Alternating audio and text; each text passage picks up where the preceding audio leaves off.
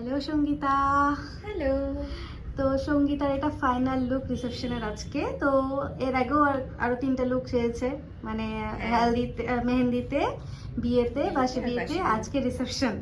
তো এতদিন তো রিভিউ নিয়েছে ছোট ছোট, তো আজকের ফাইনালি যে আজকের লুকটা হলো, তো টোটালি বলো তোমার সব মিলিয়ে কেমন খুব লাগলো? খুব খুব খুবই সুন্দর, একদম ফুললি স্যাটিসফাইড।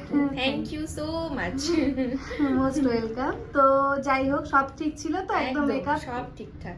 আচ্ছা, ঠিক আছে। তাহলে অনেক অনেক অনেক শুভেচ্ছা আগামী you. দিনের জন্য। আর খুব ভালো থাকো, সুস্থ থাকো। একদম।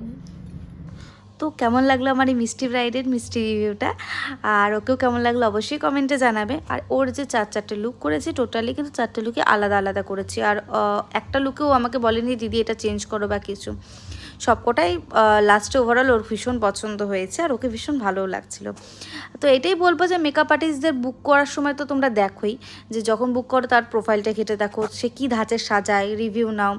তো সেইভাবে তাকে ট্রাস্ট করা উচিত, কেন কি তোমার ফিচার্সে কী ভালো লাগবে তারাই বেশি বেটার বলতে পারবে।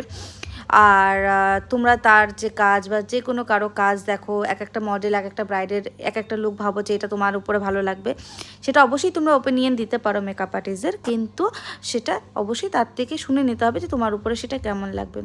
সেই হিসাবেই কিন্তু তোমরা নিজেদের লুকটাকে সেট করে নিতে পারবে। সবার ফার্স্ট বলবো আমি, লুকটাকে সেট করো, আগে মাথায় ভেবে নাও যে এই ধরনের সাজবো, সেটা মেকআপ আর্টিস্টের সাথে কনসাল্ট করে নাও।